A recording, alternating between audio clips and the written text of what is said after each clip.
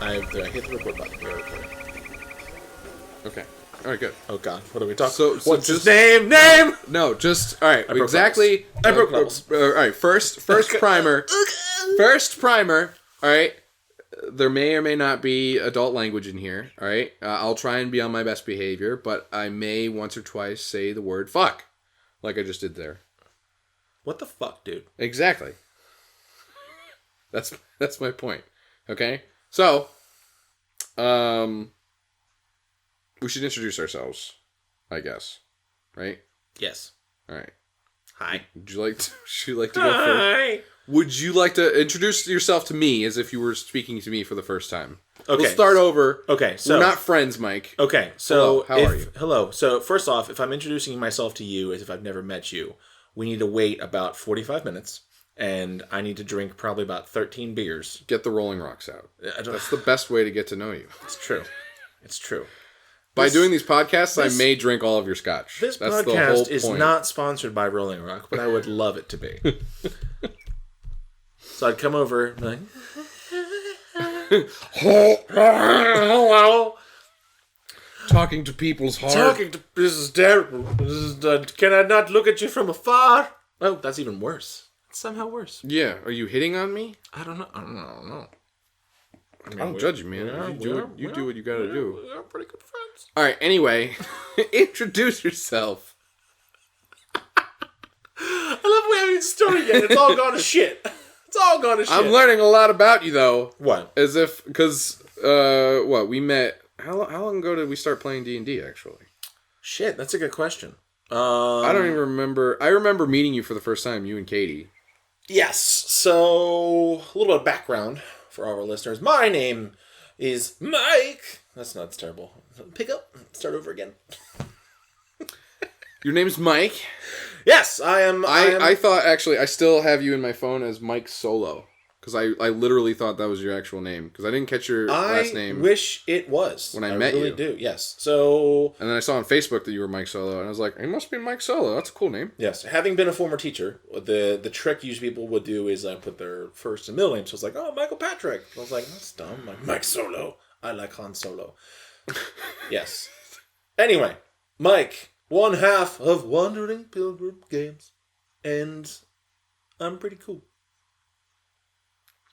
Your turn. I'm Tyler Mahoney, and the other half of Wandering Pilgrim Games, and I'm also pretty cool. Debatable. So, yeah. So going back to what you're saying, I think because I know the first time we had met, the first time we played D&D was probably let me think because I was still teaching at the one middle school, so that was probably about maybe 4 years ago. I want to say. Really?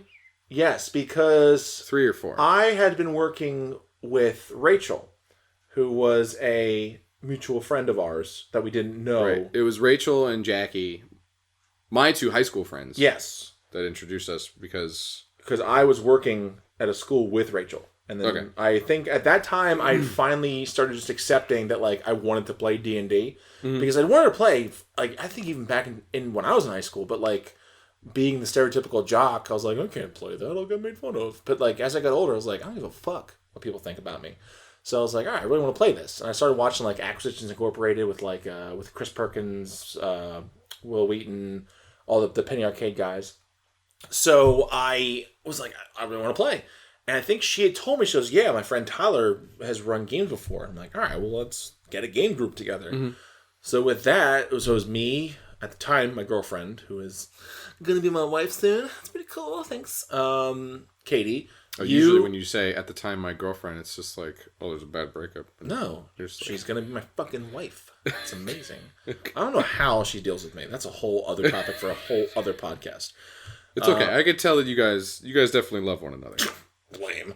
All right. So, basically, so it's me, Katie, Rachel, you, Kate, your girlfriend. My also, girlfriend at the time. Girlfriend, now fiance. And then I think that was just the 5 of us at first, right? I think Moose was there too. No, he didn't show up until later. Yeah? Yeah, he showed up a little bit later, and Katie and I both hated him at first, but then we eventually got to like him. So, the 5 of us all played for a while, And it was a couple of weeks. Yeah, it was a couple. Yeah, it was a few weeks, and then Moose showed up for one game, then left, but then eventually came back later on. But yeah, we've been playing since about 4 years, I think, 4 or 5 years. Yeah, and that campaign lasted for 2 years. Yeah, it did, and at least with that one, I know at first it was. We basically were just like, hey, when's the next time we can meet? And like, it could be the next week, it could be the next day. And then eventually we agreed that it was, I think at the time it was every Wednesday.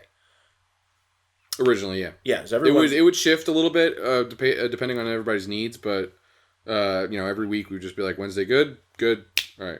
Yes, we'll meet. But back then we actually consistently met every Wednesday. It was really intense, yeah. Which was, yeah. And then eventually Bernie came in the game, and then... I think we've had a couple people. We've had a lot of people come and go. And at one point, the group was like 9 people. 9 people, which was including me, including you. But still, it's insanity. Like that's like Critical Role level of players. Yeah, nobody should ever run. Which it's crazy. It's insane. So, but when I had met you, I had started playing with Jackie back in high school. I had always been a big nerd because I'd started, playing Zelda and everything leading up to that, and then in high school, I had no friends, but same. Somehow, the marching band had convinced me that like the best way to meet friends is by going into marching band. And in my dumb 8th grade mind, I was like, well, I guess if I want to meet everybody that I'll be going to classes with before everyone else does, I should do marching band and I'll be super cool. So apologies to our marching band listeners. I don't regret it at all. I loved marching band. I did it all 4 years. I met Jackie through that, and I started a campaign with somebody else who's my first dungeon master, who shall remain nameless. Ooh. Feel really controversial about the way that he played D&D, honestly. And we had a lot of disagreements. He was the kind of person that was like very by the book, like rules as written. And we were playing 3.5, and he said like, I was really interested in dungeon mastering and writing my own material. That was part of what drew me to it. It was like making your own character, making your own materials, making your own campaigns. And I mean, he was right. Like, it's 3.5. There was an entire library of books out there. And he was like, why would you ever write your own stuff? It's already been written. It's all right there. You don't need to be creative with Dungeons and Dragons. You have to do the book. And it was fine because we were playing, Ravenloft and what else do we play? A lot of like the starter adventure modules or whatever. Things I can't even remember now. We did a lot of cool heists or whatever. That was like the beginning of my character Reliot, who's been now sort of like a through line character. He's my self-insert character, basically. I feel like everyone probably has some sort of self-insert character. Oh yeah, all the time. Well, I believe that any character that anybody plays is just sort of like another face or facet of themselves. Really, they're just finding a new way of expressing themselves through this other character. It's very like Sigmund Freud-ish. I know. I actually sometimes wonder about a lot of my characters and what parts of me they are. Like in the Zordera campaign, the very first one I had Jarek, which was the barbarian. We haven't gotten to Zordera yet. Yeah. Oh yeah, sure. We haven't gotten to Zordera yet. But Jarek is you and Nathan Fillion and Chris Pratt. Dude, all my characters rolled up and fucking end up as that. It's so frustrating. I don't mean it to. I like how you think of yourself more as like Star-Lord, but you're totally just Andy from Parks and Rec. Oh, I know I'm Andy. I like so the running gag for all of our listeners who can't see it. The running gag is everyone says that I look and sound and act like Chris Pratt, which okay, relax. So I think that character was based on you. Honestly. Go fuck yourself. So, anyway, all my characters... I'm saying you're the OG Andy. That's all I'm saying. The fucking idiot who fell in a pit and broke his legs? Yeah, exactly. Okay, thanks. So, all my characters end up sharing those same characteristics. Like, for instance, one of the other characters I made, Zarn Puretide, who was a Water Genasi Tempest Cleric. And, like, I didn't realize it at first, but I had built him to be a combination of Thor, Aquaman, Star-Lord, and Malcolm Reynolds. Again, because he wore a gigantic brown trench coat. Every one of my characters... They always have a trench coat. I don't know why. Really attached to trench coats. They just... Not even trench coats, dusters. Like, they always end up with brown dusters. I don't know what it is. I think I just have a man crush on Nathan Fillion. Everybody has their own version of cool. You have this brown dusters are cool. Right. Are you trying to tell me that people don't think brown dusters are cool? I'm just saying because I will fight them. Everybody has I will fight them right now. Everybody has their own platonic ideal of what cool is, and for you it's wearing a duster and Thor. You're making me sound so weird. Like, this fucking guy wants to wear a duster and control the power of lightning. No. Who wouldn't want that, Tyler? Who would not want that? I'm literally just describing your version of cool back to you. And you're like, no, that sounds really weird and embarrassing. It is cool. No, it's absolutely cool. And I think it's everyone's example of cool. Okay, I'm agreeing with you. Okay, all right, good. All right, sure. It's cool. Dusters are cool too. Okay? Too. It's fine. They are, what do you mean too? Like, are you trying to like say they're not? They're cool. I have my own version of cool. Which is dusters. No. Dusters are cool.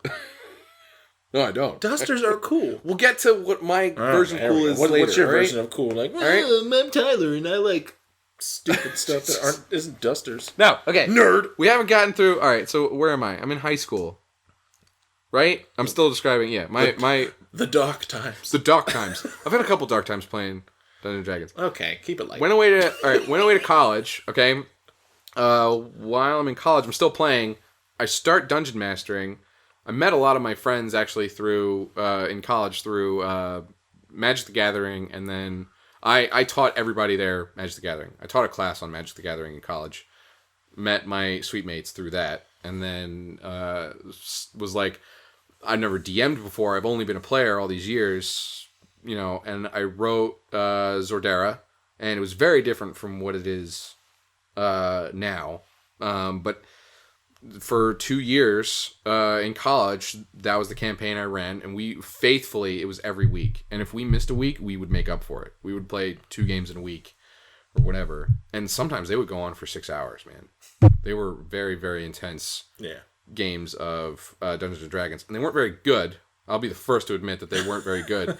But I had everybody... It was like, watching the next episode of Game of Thrones every week for everybody. And I had spectators that would come in and just watch our games and everything. And then when I had met you, I was like, I'll hit the reset button on Zordera. I want to go back and do it better. And so I know it feels like I'm kind of playing the same game over and over again for the past, whatever it's been, 6 or 7 years now, or 10 years. But it feels like it's something that I'm trying to refine and make better by playing it. Yeah, I mean, I agree with that. Just to kind of dive into my background a little bit, I never actually started playing D&D until 5th edition. I had 4th edition stuff, and I knew I had all the books I wanted to play. I could never find a group. Oh, yeah, 4th edition. Oh. I'm sorry. Listen. I understand that a lot of people don't like 4th edition. I liked it. Okay. However, I'm not getting. Listen, moving on. I'm not getting to a 4th edition. Oh, we're not going to get into 4th edition. We'll save that for another podcast. I'm not against it. You said I'm not getting into it, and yet here you are trying to get into it. What are you trying to do? All right, we'll move on. So, all right. Yeah. So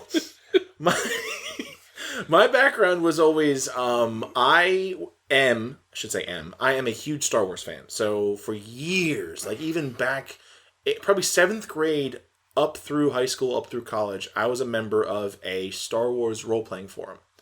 And you would write stories, write characters. It was Star Wars RPG you were playing? No, it wasn't even RPG. It was just it was a message board that you would write fan fiction on, but other people would get into your story. Okay, so it was a whole role-playing thing. Cool. So I did that for years, and that was my thing. And one of the funny things is, as of right now, my current campaign role that I've made is called Drusada, but that very much like Zordera, it's gone through countless iterations. It started out as a one planet government in my Star Wars fan fiction, basically. Okay. I changed it to a Game of Thrones type of thing for a while, and then finally when I got into playing 5th edition, which was around the time I started watching Critical Role, and that actually helped me a lot, because having the books versus actually playing it, reading through the books I think are pretty easy to understand, but you don't catch a lot of it until you see it in action. Right. So having watched people play Critical Role, I was like, oh shit, now I know how to play it. So I started playing, and I did think my first ever character was a half-orc sorcerer named Krug. And I liked Krug. I liked Krug a lot. And unfortunately, that was your first character? My first character ever, yes. I've never met Krug. What the fuck? Well, there's multiple reasons. So I didn't even know Krug existed until this exact moment.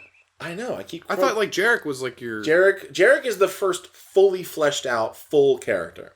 So I witnessed the creation of your fully fleshed out. Yes. Krug was something... deeply honored. Yeah. That's lame.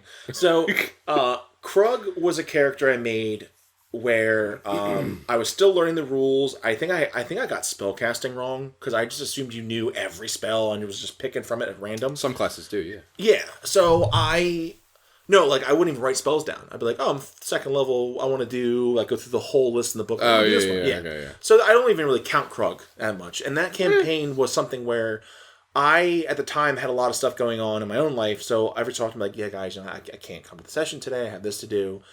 And we were in a Skype group at the time. We were doing things through Skype. And I remember, I think I had missed 2 sessions and I had forgotten to tell them until afterwards. I'm like, oh my God, guys, I'm so sorry. And I remember going back and reading the list and someone was like, oh, well, at least I don't flake out. Talking about me. And I was like, okay, leave. And I left the group and I was like, well, that was a terrible experience. Like, almost like not wanting to play D&D at all. Right. And then eventually, through Rachel, we got together with this group. And then that was a time, by then, I had a much better understanding of how characters worked, because of having watched Critical Role. So I think at the time, I think Katie might actually have like a Snapchat of it she took as a joke, but it's me. So for those who know, Rachel's house had her own like mini theater in it, which is pretty fucking cool. And they live in like a mansion or something. Yeah. So there's a video of me trying to explain to Katie, I think maybe even to Kate and Rachel, the different classes. And the funny thing is, having watched it again, I remember that video vividly because the way I'm explaining each class comes from a Critical Role video where a lot of the players were out doing other things. So Mercer and the people who were still there did a whole 3-hour, 4-hour session explaining how to make a character, how to make NPCs, how to do all stuff. Yeah. I used to rewatch that video hundreds of times. Like, it's a 4-hour video, and I've watched it probably 7 or 8, maybe even 10 times. And because of that, I had a much better understanding. So I remember building a character, and not to get too real, but I've always had a pretty big anger problem my entire life. So the idea of a barbarian... What? No. Of course not. You've never seen it. Just be happy about that. But, yeah, cause it's funny because Katie and I have talked about this before on an unrelated note. And she's like, and the whole time we've ever been together, we've annoyed each other, we've done stupid things, but she's like, you've never gotten angry at me, ever. And I'm like, no, because I don't get that angry, but when I do, it's really bad. So, I'm like, and of course I love you, I'd never get angry at you for anything. I'm saying, I know you think that I've never seen it, but I do notice that sometimes you get a bull with horns, you just zero in on something. I do. And yes, it's all right, just we'll let the Incredible Hulk just go that way. Okay, so you stand out of his way. You've seen bits and pieces of it. A little bit, yeah. Yeah. So, and I remember reading him like a barbarian. I'm like, dude. And I'd watched Travis Willingham's character Grog, and I'm like, that's such a fucking cool character. I love the Incredible Hulk. I love that. So I had this character who was a barbarian and just full of white hot rage. And the funniest thing about Jarek was, in a very weird way, not to get too real, but in a very weird way, his character journey kind of echoed what I was going through in my life. Because through Jarek's journeys, he was a barbarian, he relied on his strength and his rage and everything, and then eventually he met a character, I'm sorry, I'm blanking on her name, it was Falwyn's sister. Oh, Irameza. Irameza. So Irameza was a general in the Legion of Zordera, which is a country that we hadn't had many interactions with yet. But through a previous event, her brother was actually a werewolf. Jarek had killed her brother because of him trying to kill. The whole interesting storyline, and we'll go more in depth into it probably at a later day. Yeah, I think my stories get a little complicated, and they're very drama. Not so much. I'm also trying to drop our listeners into the middle of a story. In media res. Yeah. So basically, they had a pretty shared history. They'd never met before. And I think she had been designed sort of to challenge your notions of honor and everything. Yeah. I kind of tailor-made those characters to suit your characters into. Yeah, a lot of time I did notice that. Tyler, one of Tyler's talents, I think, as a DM, is you have a very good ability of making foils to our characters, which I thought was really cool. And Ear Messer was one for my character, Jarek, and it was in the middle of this massive battle for the homeland of my fiance's character, and in this fight, Jarek is just doing damage, and she's fighting him, but she's not even attacking him. She's just like maneuvering around him, disarming him, doing stuff, and she eventually beats him. And it was weird, because at that moment, Jarek realizes, like, shit, like, my rage doesn't do anything. I need to be more focused. I need to have, She was very, like, I was trying to meld together fighters and monks, and so, everything is very cool and calm and calculated, and she's not channeling rage at all to fight you. Yeah. And it foils.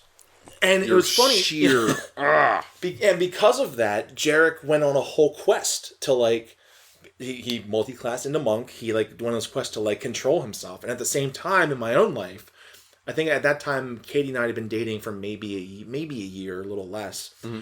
And being around her, like, she really tempers me, which I think was actually kind of cool to see that kind of carry over into the game. And, like, things like, I don't even know she was playing a druid that was very, like, one with nature and life, and she was very passive too. She was, and the funny thing was that was a combination of her.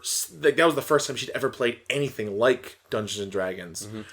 So it's her kind of coming to terms with what it meant, and also, like, she's kind of like that in real life too, where she's just like, she likes to kind of like think about everything first and make her decisions. So it was interesting seeing her like that, where she's make a character that reinforces that idea. Yeah, I know that she herself personally is more withdrawn, I guess, or more passive herself about playing the game, but making a character that is also that way sort of plays to her strengths. Yeah, because she's never wanted to be the center of attention. She's never wanted to be like the main person. So I think that always worked for her. But the funny thing is that you have me in real life and in game, who's this like just going based off emotions, just like go, always acting first, not thinking. Mm-hmm. And you have her, who is just like, let's like take a second, let's like just weigh our options and stuff. And it was just funny think about these things. Yeah, and like I always had a joke that like Jarek was always trying to hit on her, and like her character Thea just wasn't having it. And I'm like, it's kind of like us a little bit. yeah. So she always looked like you guys are a couple, but your two characters in game like just hate one another. I'm like, I could never imagine dating you. Yes, that was always pretty funny. But that's basically my story of how I came to. And then it's funny because having played Jarek is one of those characters that like I feel like I knew every aspect of, and because of that, I feel a lot more comfortable jumping into other characters. And like going back to your point from, I don't know, half an hour ago probably, because we went on a ridiculous tangent about how. So Tyler's theory is that every character you make has a specific part of yourself, and I agree. And it's funny because going from Jarek, the next character, I mean, excluding like one-shot characters or like little ones I made here and there, the next serious character that I had made was Zarn, my cleric. Your water genasi, who I've not met. I feel like, I don't know, I feel like kind of jealous, like, I've never met this person. It's not fair.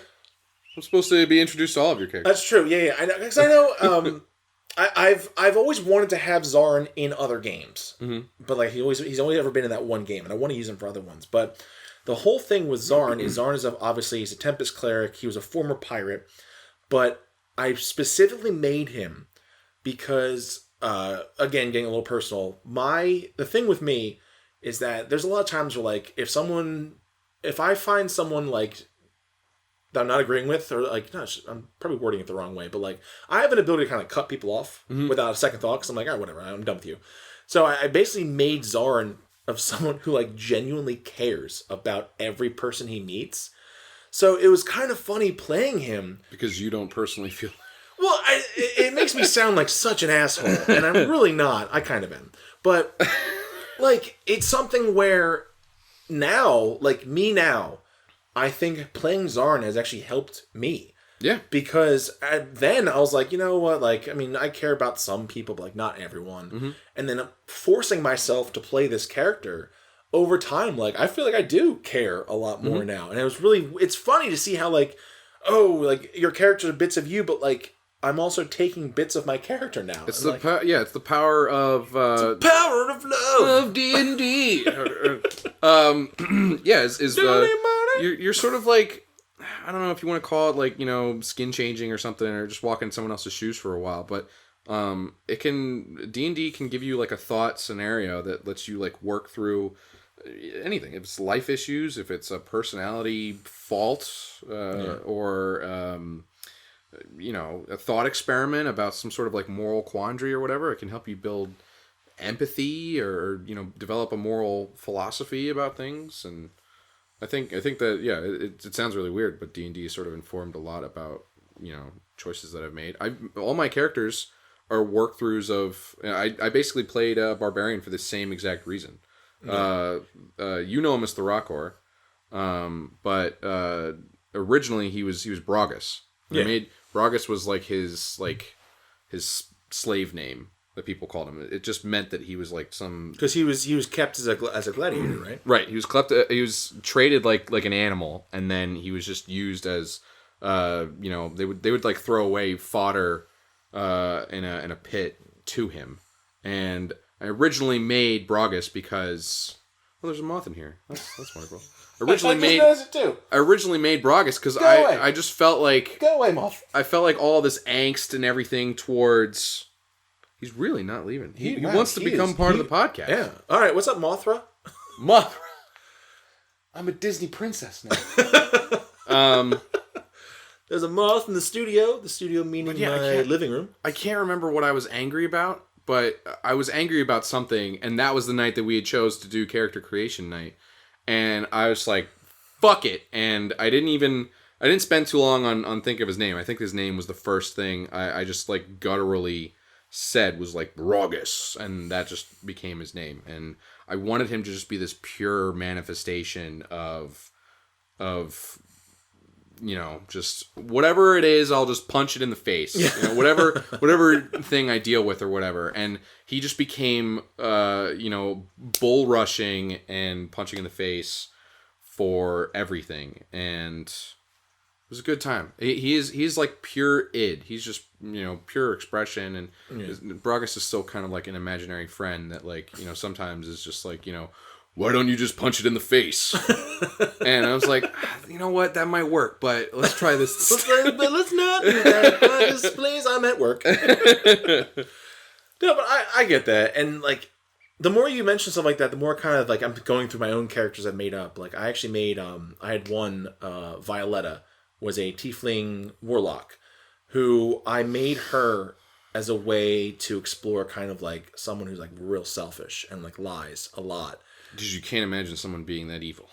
Well, she wasn't even evil. It's just her backstory was her and her brother were like con men, and like her brother got caught by the people he was trying to con, and they were about to kill him. She saved him. She gets stabbed instead, and she's like, all right, whatever. Like I've led a shit life. My brother's safe, whatever. And this demon comes to him and it's like, no, you're not done yet. And he's like, yeah, fuck.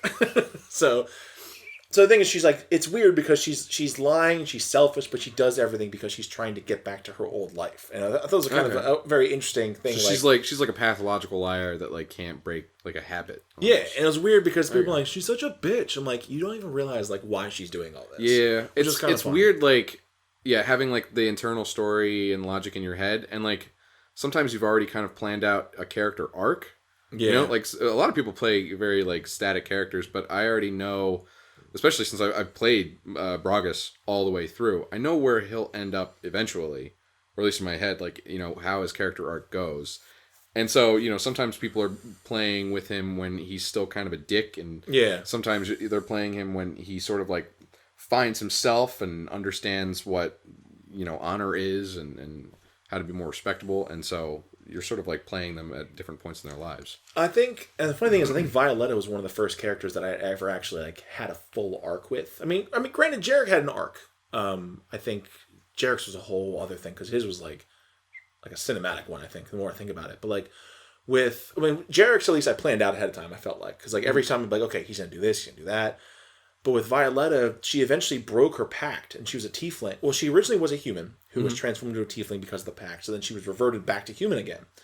And at that point, the DM's like, yeah, she's human. Like, what do you want to do? Like, does she go home? Does she? I'm like, shit. I'm like, she would really want to go home to her family, but like, has this relationship now with this party. I mean, she had left for multiple reasons. She had left because I also wanted to play a new character for a bit, and also because at the time she thought that wherever she was, this patron of hers would always force her to betray her party. So she's like, I can't be here. I'm endangering you guys. Okay. She leaves, and then also I wanted to play a different class. So, so then I played the fighter. You feel like you're like writing off a character in a show. Like, this actor really wants to leave the project, so we'll give him a nice little finale. Yeah. So at that point she was still under the pact, and then I played my other character who was Rain, the Asimir fighter, which I loved him so much because I've played miniature games. You've played miniature games. There's something to like that tactical thing that like it's like fun. tabletop wargamer. Yeah. So he was a battle master fighter. Sometimes, man, tabletop wargamers in D&D can be a little bit problematic. Yeah.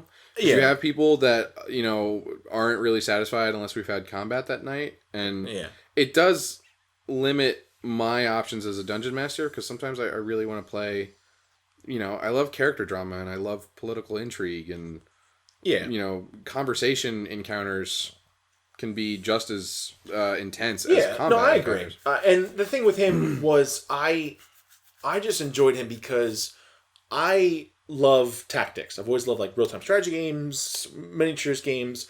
So those times where like I'd already flexed a lot of RP muscles through different characters. I'm like, but I've never really tried to be tactical. Like with Jarek, it's like I run up and I hit him. Like that's really about it. But now I was like, okay, what's wrong with that? Nothing's wrong. The inner Bragus in me is like, what the fuck is wrong with that? What? I'm not just a piece of meat with an axe. Okay, let me finish, Tyler. So it was fun because eventually I was like, okay, like I want to play this Battle Master Fighter, which is one of my favorite subclasses in the entire Player's Handbook.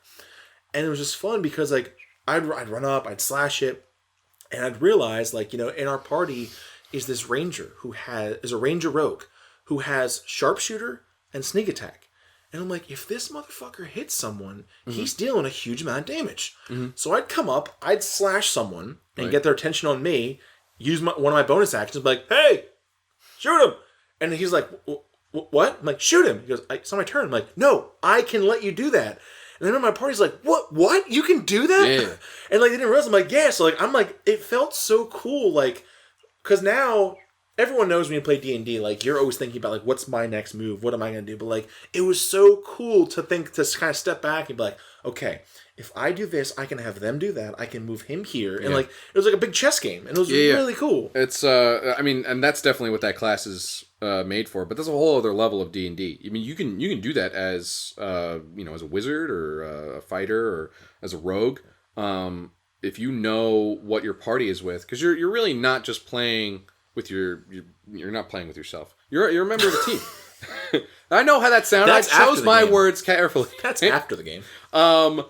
But you're a member of a team, and so even if you are a rogue, which is a very solitary class to play, I mean, you're still playing with a wizard on the table, and you need to, we can get into that later when we're talking about when it's not your turn. But well, I mean, I wouldn't mind jumping into that right now. I think this is a pretty good jumping up point for that, because going off your point, as we go from talking about characters now, the party in general. Yeah, it's a whole other level of D&D. When you're not just thinking about yourself and your character, which I know is a lot for some people. It's a lot to take in just your character, and then if you're thinking about everybody else's characters and the monsters that are on the board, it can be mind-boggling. But at a certain level of playing a certain amount of D&D, you sort of start thinking less about your rogue and more about how your rogue can interact with your wizard.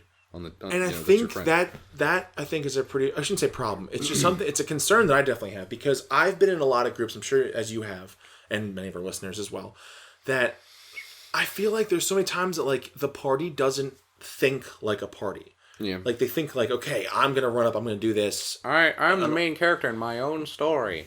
I mean, yeah, I wouldn't go that far, but obviously there are people who do that as well. But like, I feel like during combat, people are so worried about like metagaming that like they don't want to talk together about, okay, you can do this, you can do that.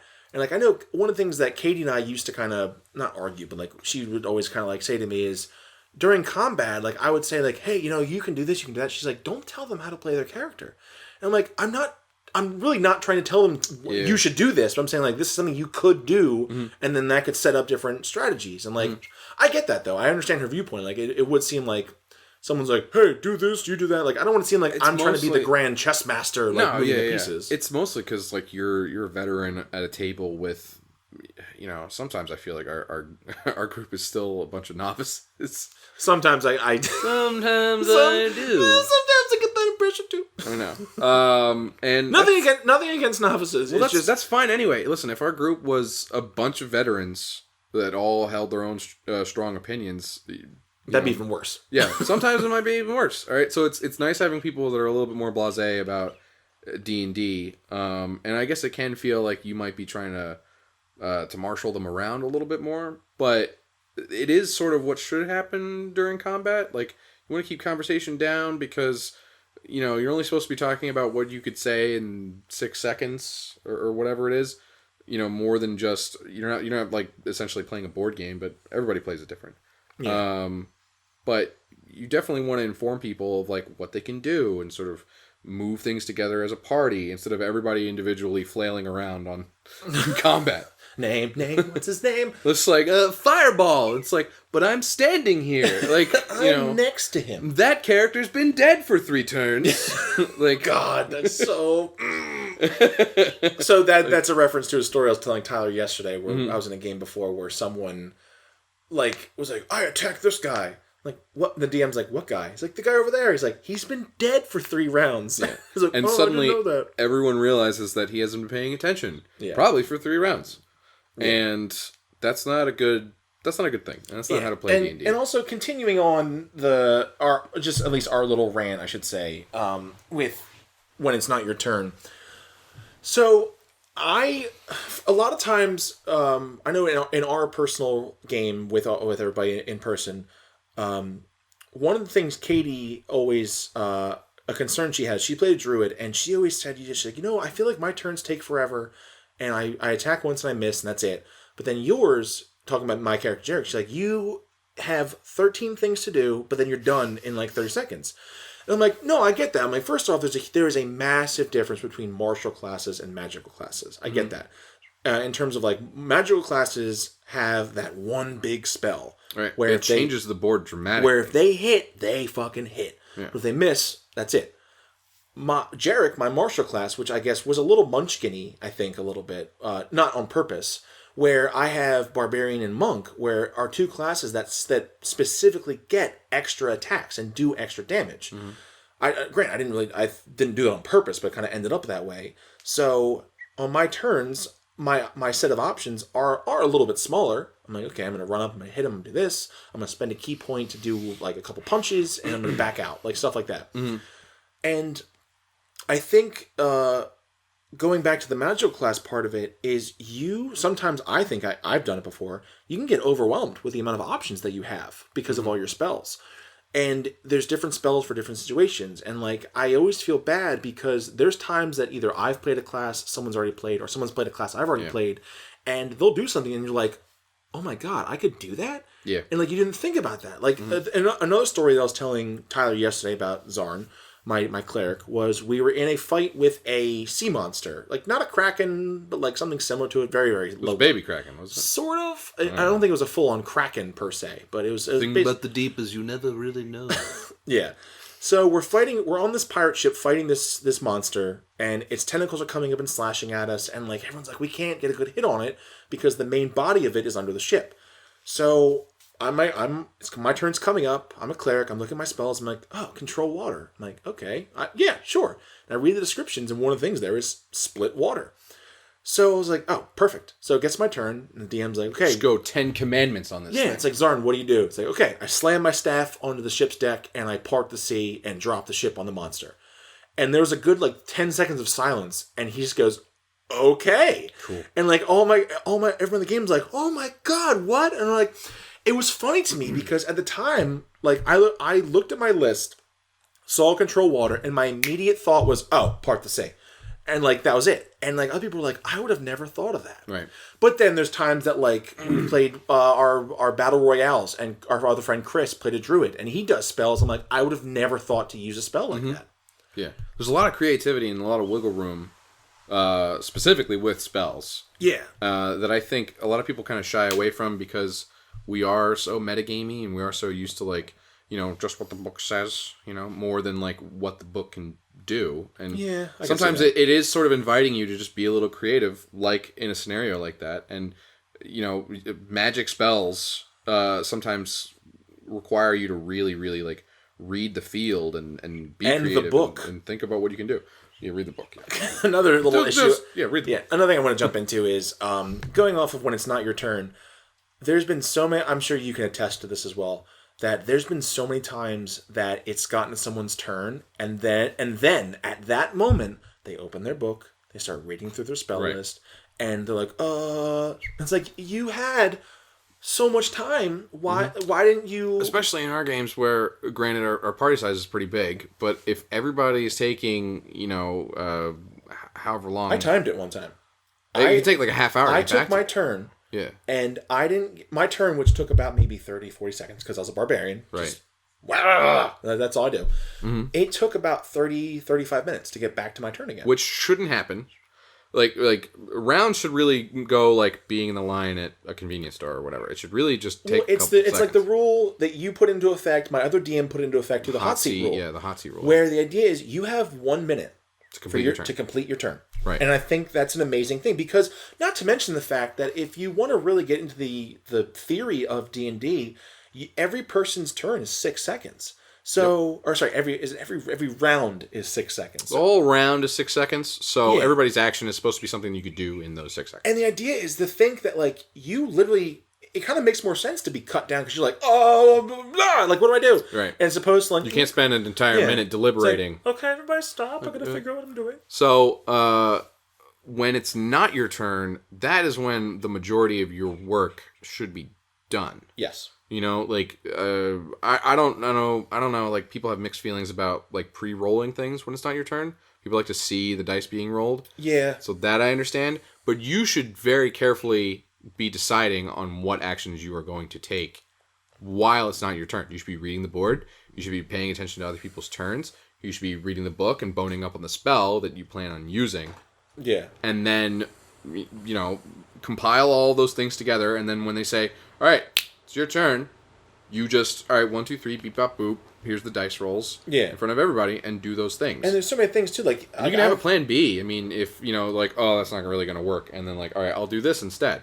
But you should always be doing that. You should always be working through what you're going to do. Yeah, and I think there's so many things you can do to cut down your turn time. Like, you can roll your to hit and damage at the same time. If you miss, you still use the damage. And the other big thing, too, is, like, just...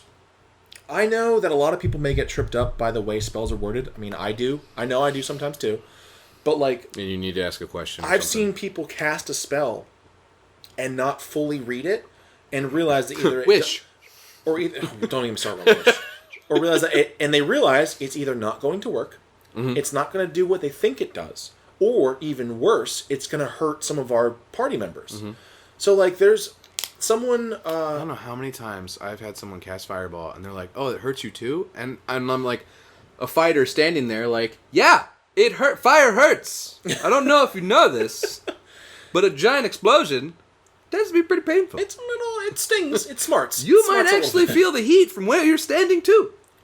Yeah, and it's like, I've seen people like, I can't remember the exact spell off the top of my head, but I think it's the difference between like control monster, dominate monster, control person, hold person, and like people cast those like, I do this, and it's like, okay, no, because this is a giant. It's not a humanoid. You can't hold person on a giant. It's like, well, and like stuff like that. Like you have to. Granted, you can get tripped up. I know you can, but like stuff like that, you have to really be careful. I think when it's not your turn, fully reading through it and like having your plan A, your plan B, just makes more sense. And like it's frustrating to me. And I think we talked about this the other day as well, that there's so many videos out there about how to be a better DM, how to do this, and there was a great. It was so great. So wait. Wait. Give me a second, guys, because I'm pulling up my Twitter because there was a whole Twitter thread, and I want to make sure I quote the right person who said it. But they're basically, to sum up, their entire Twitter thread was saying that while it's great that everyone has these videos about how to be a better DM, tips and tricks you can do, a lot of stuff also comes down to the players. And I'm not saying that's a dig on players or like, players are the real problem, because they're not. It's just that a lot of times when players either don't buy in or they're not really taking the time to figure out their moves, that kind of sometimes there needs to be better players, not just better DMs. I'm not even going to say better players as if like players are not, but I guess I get what you're saying. Yeah, it's just that players need to pick up some slack too. Yes. Take responsibility. Because a lot of people, I think, look at games like Critical Role, the Adventure Zone, Acquisitions Incorporated. Yeah. Which I love Critical Role, but sometimes it can give people a little bit of a warped view about what Dungeons & Dragons is supposed to be. Yeah. And like, Critical Role, I think Matt Mercer has said this too, that like, everybody plays D&D differently. And there are always house rules wherever you go. It's a different game. And I think people get tripped up thinking that D&D is like a board game, and there's just these set, rigid rules. And especially when you become a dungeon master, which I highly recommend everybody should be a dungeon master, it is. You really get to see over time, like, things are really arbitrary, and you're just sort of like just trying to apply rules and dice to your imagination more. Yeah. And so things like take sort of a logical thing. And so, when you're in that scenario where you're describing, where you're trying to like entangle a giant and you don't realize that like the giant is huge, that just comes from being logical about thinking like, maybe it wouldn't work because this thing is huge. Instead, people are thinking like, I'm playing a board game, and so entangle person should just one size fits all. Yeah, I think there's also the idea, and like with all these games people watch, yes, there's so many great DMs out there. There really is. But I feel like if you really pay attention to the those games that have these amazing, that people love to watch, the DM's great, but then the players are great too. Like, one of the best moments I've ever seen was in one of the original episodes of Critical Role, where one of the characters, Taliesin Jaffe's character, Percy, has this whole backstory about this family called the Briarwoods that murdered his family and took his homeland. The party is in this social situation where they're speaking with the king of the leader of the kingdom, and the guy, he turns to another, so Matt Mercer as the king, or emperor I think he was, turns to another NPC, he's like, okay, says, hey, give this letter to the Briarwoods the next time they come through town, and you can see Taliesin like go, what? And like you see his face, like his jaw dropped. Yeah. And the funny thing is, in games I've played in games I've seen where players are not paying attention, that goes right over their head, and they never get that. But because he was listening, even though he wasn't involved in that conversation, he's like, whoa, like, and 5 minutes later, he's like, whoa, excuse me. Yeah. Did you just say the Briarwoods? Mm-hmm. And he's like, yeah, they just came to town, they're doing trade routes. It's like, okay. And like, and it led to, in my opinion, arguably one of the greatest arcs of the first campaign of Critical Role. Mm-hmm. Because like he had found out, like, holy shit, these people, not only are they still alive, they're now encroaching on this area of the continent too. And he's like, we gotta retake my hometown. Mm-hmm. And I was like, oh my gosh, so good. Yeah, I think players do deserve to take up some responsibility and pay attention, because it does feel like sometimes I do a lot of work for something that doesn't end up panning out. And Mike has just run away. It's alright, I turned on the lights. It was getting dark in here. Where was I? What was I saying? Well, because I think basically what we're going with is just player engagement. And it kind of comes down to the fact, too... It's totally fine. Like, if you're bored and you want to check out, that's one thing. And I think that, communicating that to your dungeon master, that, like, this isn't really working, and giving them an honest critique about their work is totally something that you should be doing as a player, too. I know it can be hard sometimes, because, like, you're talking to your friend. And some of us don't know how to take criticism, but... Well, I think that's also... I am starved for criticism. Absolutely. I think that's also a pretty good jumping off point to another topic I want to bring up. Setting expectations for your games. And in my opinion, I think a session 0 or just something like a primer or something is so important.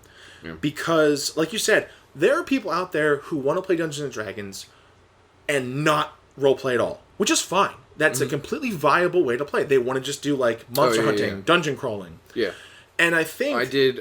So yours was very. I was feeling everybody out originally with your campaign and like trying to get everybody's feel for their own personal story and everything. And then my buddies up in college, I've played an entire military campaign that was just warfare, and we did a lot of work with warfare rules and everything. Totally different, all combat basically.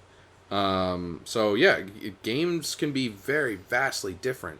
And when you're starting a campaign, you should be reading everybody that you're playing with and their own personal expectations of the game that you're about to play, and sort of tailor-make that game around them. And you know, selecting your group is very important. Very, very important from the get-go. I agree. And I think it comes down to the fact that, like, there's just a lot of people who get into a D&D group and they immediately expect this high-quality, emotional storyline game, where if you want that, great. Make sure everyone's on the same page. But, like, in our group, for instance, I think myself and Kate, I think, are probably very RP heavy. Katie... You're very, very good at thinking about, like, what would my character do. Yeah, I think Katie was focused a little more on combat. Because I think combat was something that Katie understood. Where it's just like, okay, there's that guy, here's what I have to work with. Plug spell A into slot B. Basically. And because my fiance Katie is a very logical, is that right brain personality or left brain? That, who knows? She has a brain. Nobody knows. Yeah. I don't think anyone knows. Scholars think it's lost to time. So, my fiance Katie is a very logical person. So combat made a lot of sense to her because it's just, you know, here's what I have to work. Here's my tools. Let's go to work. And I think in times like that, you need to find a way to balance that. So, like, if you have a party who they all want to just murder kobolds in a dungeon, or murder hobos, make a dungeon full of kobolds. If you have players who want to be involved in this political intrigue of, like, the Baron's son is actually still alive, but his uncle's on the throne, and there's a country over next to them that wants to take them over, like... But maybe they're really good rulers. Yeah, but, like, maybe the uncle is actually the good guy. Like, then make a very role-playing political intrigue story. Yep.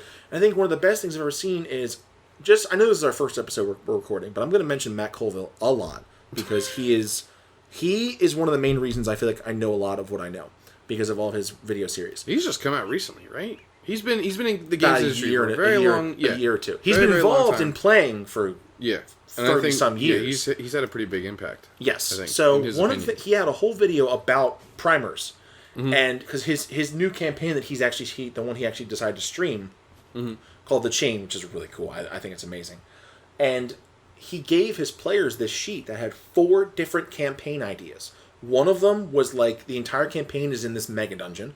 Another one is like a political intrigue one. And another one was like basically they're monster hunters. And the one I think they choose now is they're all members of this like mercenary band that got decimated. And now they're trying to rebuild their band again. And it's like, it's cool because all the players had to get together and say, okay, you know, well, I want to do this one and do that one. It's like, you know, we'll all agree, let's do this one. Right. And that's the one they chose.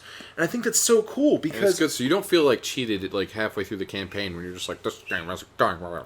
Yeah, and like, you signed up for it. I've been in plenty of games. I know a friend of mine, Will, who is a friend of the podcast, a friend to the company. He ran a mini campaign where it was all set in this one world called Eswar. And he's like, okay, guys, make your characters. So I started making my character. I'm like, okay, I'm going to make a half-orc druid. He's like, okay, before you get started, in this world, orcs are the bad guy. Like, there's no good orcs. Everyone hates them. So if you choose to make a half-orc, you're going to have to hide your appearance. You're going to have to really be careful.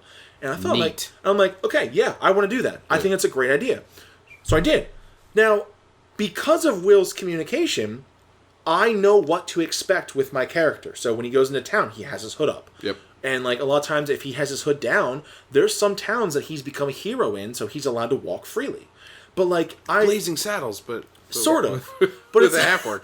But it's like, it's just so funny to me because I keep hearing these horror stories. Like on there's RPG horror stories on Reddit, which I don't know why I go there. I don't know why I go to read it. It's like cringe. it's walking. It's watching a train wreck, but like I kind of want to read it because I'm like, I can't believe these people really exist. Yeah. But it's like I've seen situations where it would have been the reverse, where the player would make their half-orc, be like, okay, he's a half-orc paladin, he's a paragon of justice. Walking in the first town, fuck you, like and like he's hated. It's like, wait, what? Right. Yeah, and again, Matt Colville, in his campaign world, Dragonborn are almost extinct, and the idea was they were created by this great king years ago, and they were his like legendary defenders. And now, if someone sees a Dragonborn, like people, he tells like commoners will be like, I will follow you till the end of the earth, like because they represent this thing of like this ancient empire that was purely good. But then also the current people in charge are evil, so if they find you, they will murder you without a second thought. Cool. So he was like, my players know that, so if they want to make a Dragonborn, they have to, there's certain things they have to do. And it's the same thing of another video I'm going to keep plugging, Puffin Forest, which is pretty good. Had a very he had a video dealing with DMs using using in-character punishment for out-of-character stuff. Like, for instance, one of the DMs didn't like Aasimar. So instead of telling people, like, listen, I don't use Aasimar in my world, they're not here, whatever. Oh, that was me in Gnomes. I was... I don't Tyler know what it hates is, man. Gnomes. I'm not... No, Tyler hates that's not gnomes. what it is. Tyler hates gnomes. Tyler's Maybe gnomes. I hate Gnomes. Maybe I do. I think they're actually kind of cool, alright? As I've played them, especially my fiance's little sister, I introduced her also... Oh my god. I introduced her also... character was the most precious fucking thing in the world. So... Yeah, please tell about Annie, because I love Annie. It's terrible, because... Alright, backstory. Alright, it deserves backstory. In college, I think, one of my buddies, I introduced him to D&D, and he was like, oh, well, what if I play a gnome? And I was like, no, there's no gnomes in this setting. Like, there's 0 gnomes. And he was like, what? It's like, I really want to play a gnome. And I was like, just I don't know how to, like, have a place for them or whatever. I just don't feel like dealing with gnomes. And we had a joke that, like, he was playing a half-elf ranger. And we had a joke that, like, in the middle of a forest, he found, like, basically, like, the Smurfs village or something. Like, just, like, the last bastion of gnomes in this world or whatever. And he was like, oh my god, like, it's so precious, and everybody's got their little toadstool houses or whatever. And I just had, like, a fight or something. It was like an owlbear versus, like, a bugbear or something. Like, just come in, and they just decimated the whole thing like it was a Godzilla fight. And they all died. And I was like, I'm sorry, dude. You just witnessed the last gnomes. They're gone. You're a terrible person. I know. I was terrible. But then, years later, I really wanted Annie. I wanted to introduce her to D&D and just, because I love this game. Yeah. Right? For listeners, Annie is Tyler's fiance's sister, who at the time Little was, sister, she was what, 12, 11, 12? I think she was like 12 or 13. Yeah. She's adorable. And I will die for Annie. I was like, here's the player's handbook. Go page through there. You play anything you want, anything. And like first thing, she's like, ooh, gnomes. I was like, great, that's great. I would love for you to play a gnome because I don't want to like shatter this kid's hopes and dreams for playing a gnome. And it was actually a lot of fun because it forced me to read up on gnomes, and I loved. She was like a cartographer. Yeah, she was. So her whole motivation was like she was not just adventuring; she was trying to make maps for this company that she was writing for, like the East India Trading Company or something that was like supposed to be making maps back. But it was a company of gnomes. So they had miniature sailing ships that were gnome-sized. And that was like my favorite thing ever. It was amazing because my 7-foot dragonborn is trying to squeeze into this gnome-sized ship, and he's like curled up in a fetal position. And I wish I could remember the name and the voice of her boss, but it was like Tweedlesticks or something like that was his last name. Nibble Twiddlethix the Third or something. And I can't remember. It's like, it was so funny. Yes, hello. Have you come to like totally not even acknowledging like how huge they are. It was like yes, have you come to contribute to our wonderful cartography agency? Thank you. And it was also great because it gave us a chance that no matter where we were in the campaign, Annie could just jump back in. Right, yeah. Because like we later on went to the Underdark, and all of a sudden Annie's like, "Hey guys, I'm trying to map the Underdark." Yeah, like, I'm mapping the Underdark. And like my character's like, "Oh my god, she's back." It was great too. Yeah, she only played like a handful of times, but thankfully it helped me get over my gnomophobia, I think. Gnomophobia. Yeah. It's a thing now. Tyler's afraid of gnomes. Not afraid of gnomes. Okay? maybe I had like a bad. I'm gonna get so many garden gnomes for my house whenever I don't want you to come over. I love. And you know what else is really funny too is at Kate's house they have a little garden gnome that like sits on their porch or whatever. It looks like it's a real gnome that's sitting there or whatever. And I remember the first time I saw it, I like stopped dead in my tracks for like a good minute, and I was like, "There's a gnome there." What do I do? Like they're coming out of the woodwork. And it's of course like it was Annie saw it or something and was like, "Oh my gosh, gnomes." So I've had to. That's awesome. I've had to find my love for gnomes, and they're okay. They're all right in my book. I've gotten over it. Maybe I've had like a bad experience with like elf on a shelf once or something. Which are basically gnomes. So you hate elves. No. So like Santa's elves, I think, are more akin to like gnomes. It should really be Santa's gnomes because they're tiny little people, and they tinker with toys and contraptions and machines and whatnot. But they're called elves. I know that. It's because Dungeons and Dragons cribs notes from Tolkien-esque fantasy. I know. Elves in mythology are much closer to what gnomes are, I guess. Keebler elves. Since Tolkien took elves to mean these like semi-divine, because elves are similar to like Aasimar in Tolkien's world or whatever, and now there's Aasimar too. Like, it's so funny how like we're making all these different races to sort of reference what they should be in the real world versus what they are in Tolkien's world. Yeah, I would actually love to go back and figure out the origin of Aasimar, because I remember reading the Dungeon Master's Handbook.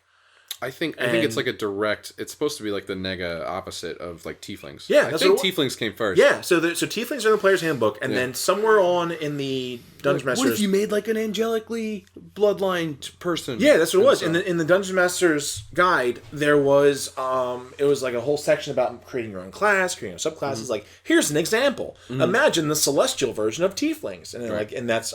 I'm curious if that's literally where it came from, or if they were in an older edition. I don't know.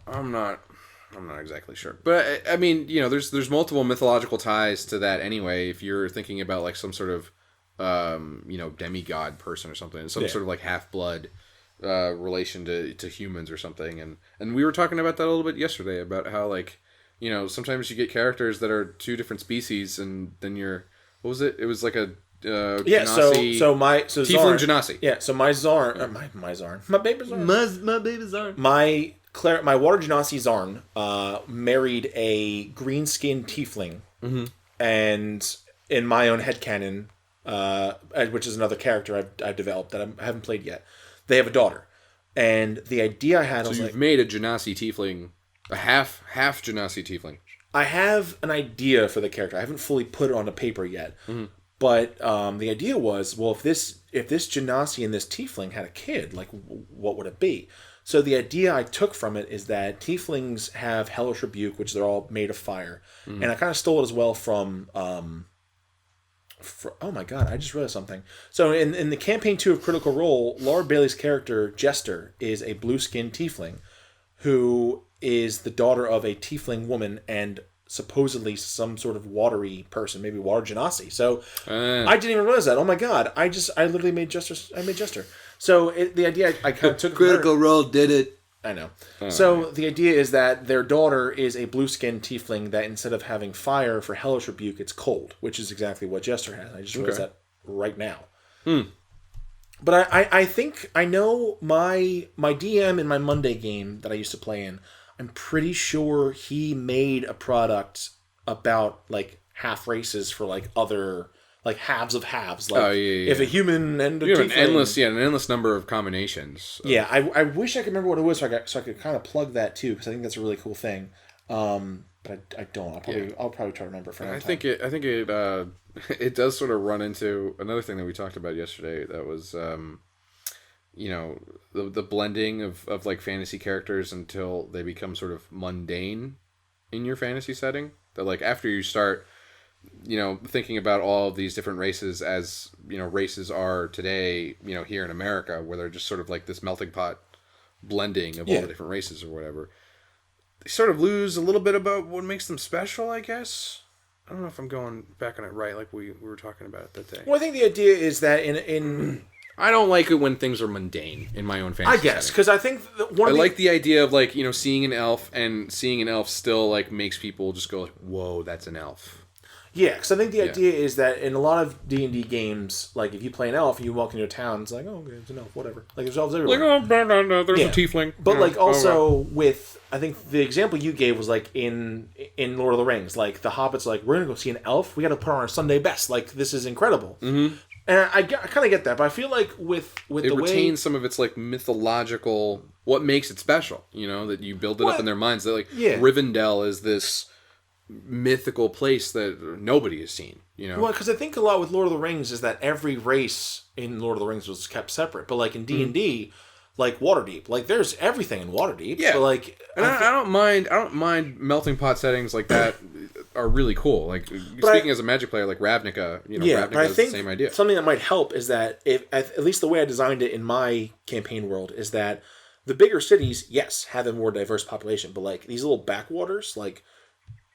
There's certain races that you come in and like, holy shit, we haven't seen an elf in Stone the Tiefling.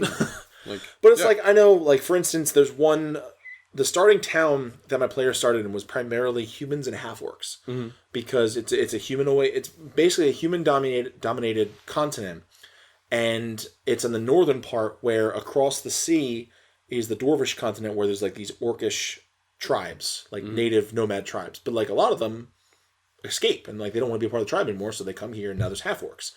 So in a place like that, it's this little rinky-dink fucking swamp town that if you came in and you were a tiefling, if you were an elf, there actually was an elf in the party that like people were like, fuck you doing here, like we haven't seen an elf in 50 years. And I think that's cool.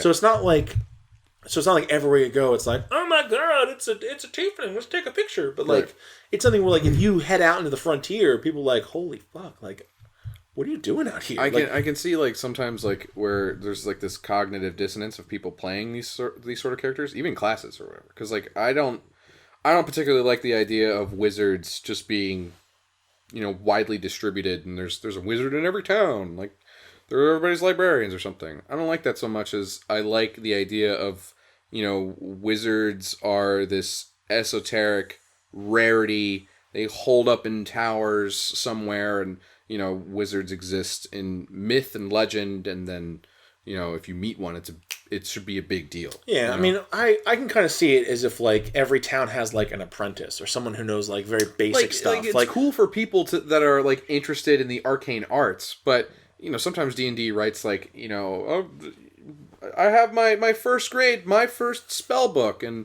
excuse me, bloop, Jarek had my first spell book. I know. I don't want to hear that. Your little pop up spell book with like this is prestidigitation. It's a little pop up kid throwing up confetti or something. Like I like that definitely, but that's just sort of like my own personal satire on the idea of like a wizard in every town and a chicken in every pot. Chicken in every pot. I understand what you're saying, but like I always just assumed it was like these smaller towns may have someone who's skilled in arcane arts, but like they know prestidigitation, they know create food and water, like that's it. But like if you go to a big town, you have like the reality bending wizards who are like, I shape this to my will. Well, okay, but all right, it gets very difficult as a writer, as a dungeon master, when you try and think about life for a common person in a world that has a bunch of different magic users would be fundamentally different than the way that we think that society would run. If people could just clap their hands and make a feast appear, everywhere, like now, what? Like, is there a food shortage? Why is there a food shortage? Everybody can make food. Like, you have to take some of those things into consideration when you're, making a fantasy world, that like things need to have logical sense to them. And, if in reality your society would fall apart in a day because, people can call down lightning at every corner drugstore, that would be weird. Yeah. I'm sure in the future it's really easy to get plutonium. Well, I think that's... like, nice reference. The world would be different. It'd be very, very different. No, I definitely agree with that. And I think that also goes into the idea that supposedly a level 1 adventurer is already head and shoulders above your average common citizen. And I mean, okay, so that's another area too where, you don't want your party to roll into a town and feel like they're a bunch of badasses. I especially for first timers. Slap them down. Well, so for first timers, all right, and I did this in my my first campaign in college. I wanted to make sure that people didn't go into this game feeling like they were badasses at level 1. Really didn't want to do that. So in the first dungeon that they started, they were escaping from a dungeon, and it was sort of like introducing all the mechanics and stuff to D&D or whatever.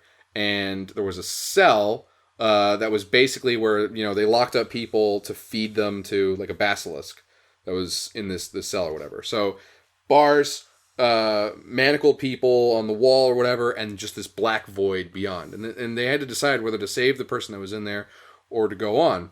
And I put a monster in there. It was a basilisk that, would just kill them instantly. And it was to make sure that they knew when you are confronted with certain encounters. I didn't want to make things feel unbalanced or unfair for people, but I did want to put them in their place and just say, like, I will put you in encounters sometimes that will kill you. And you need to have the discretion of knowing when to run and when to fight. And that became a very important through line throughout. And my one friend, Corey, was playing a half-elf samurai named Fidelis. I don't think I've talked to you a lot. But he was wounded, and they were trying to go into this other dungeon, and he stayed behind. And I think he might have picked up another character or whatever that he was playing or something, because Fidelis was really wounded, and they had to leave him behind. And then a blackguard came up, and had his armory of cronies behind him or whatever, and it was just Fidelis against this dude. And I was like, "You will die," and as the blackguard or whatever, and he stood his ground. It was the coolest. It was just this guy or whatever, and like all of our players as spectators, and I did this one-on-one session with everybody watching. It was amazing. We still talk about it. And he stood his ground, and he had this fight with this blackguard, and I made it as balanced as I possibly could, but he ended up losing, and he died. That was how he died. And I love that. I love like having that like nail-biting moment of like, you're not really sure if you're really going to go through this, or you're not really sure if you're really going to survive, and sometimes you need to know when to run and when not to, and he chose not to. That was really cool. I think that's pretty cool. And also, I'm going to stop you there because I think that's a great topic for another episode. And speaking of which, we have been talking now for a little over an hour. I think this is a pretty good stopping point. Good, because I need to pee and we need whiskey. Okay. Wow. I guess that's. I told you I'm going to use. Okay, so that's the way we're going to end every episode now. Is whenever Tyler has to pee, we stop. That's not fair. I have the bladder the size of a shrew. It's ridiculous. Yeah. For our listeners out there, Tyler went to the bathroom about 17 times yesterday in the span of like 20 minutes. I had been drinking a lot all day or whatever. Water. We're not alcoholics. No, yeah. I'm sorry. I've drinking so much. I'd been hydrating because I had to go see Godzilla. Hydrate or dihydrate. And I just made sure to hydrate beforehand, and then, I have this whole, system, I guess, to make sure that I'm hydrated, but I don't have to go to the bathroom during a movie. I take going to the movies very, very seriously. That'll be a separate podcast for our listeners, how to hydrate and pee before the movie. I will give an entire lecture on That sounds awful. I will never put you through that. Listeners, I'm doing this to save you. You need to prepare your body for a movie going Oh my experience. God, stop talking. All right, well, we are Make sure you're having the adequate amount of bran and fiber beforehand. Okay, ending the podcast. So Goodbye. Okay. And you want to time your movie Tyler, I swear to God, around... Tyler, I swear, if you don't stop talking. So, anyway, now we get to the part of the podcast where we're going to promote a little things. If you've made it this far, thank you very much. So once again, I am Mike. This is Tyler, and you've been listening to the Wanderers Rest podcast. If you are interested in some of our materials, you can find us over on Twitter at @WanPilGames, WANPIL Games. As well as there's a lot of links on our Twitter to both our Patreon page, which is patreon.com/WanPilGames, and also a link to a collection of our works currently on DM's Guild. Which we have a couple subclasses, couple mini adventures. As of the recording of this podcast, the first major full adventure module should be out by the end of June, called Against the Tide of the Pirate King. Also, Tyler is working on a supplement of a bunch of races for his homebrew world of Sind, which we will be talking about on a separate podcast as well. So look forward to that. Do you have a release date in mind yet, or just still kind of working through the kinks? So first draft for my race pack, I think I can put a pin in it. It's pretty much done. This just has to be revised and edited and then formatted and released. Okay. If you want to probably shoot for like end of July, sound about good? Maybe earlier than that. Okay. Hopefully, yeah. So we're going to have a tentative date of the end of July for the Sind race pack. Please stay tuned to the podcast as well as our Twitter account for more. And those following on Patreon not only get access to this podcast and all future podcasts a week early, you also get up-to-date updates about our different products, including Against the Tide of the Pirate King and the Sind race pack. Once again, I am Mike. And I am Tyler. And, as always, keep wandering. That was a good sign off. Oh my gosh. We're still recording. Oh, Idiot. sorry. I didn't ruin it, did I? Okay, bye!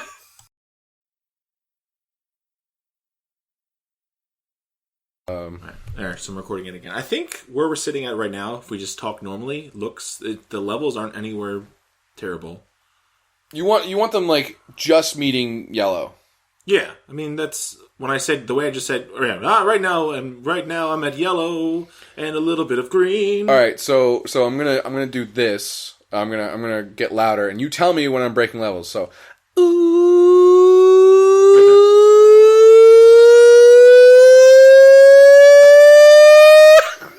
That was. You're supposed to tell me. I did. I said right there, and you weren't listening.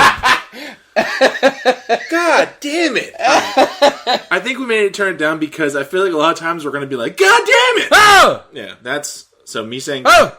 Yeah. Oh! Yes. Oh! Broke. Oh! Broke. Oh! Broke. Oh! Yeah, that one was good. That one was good. I'm good.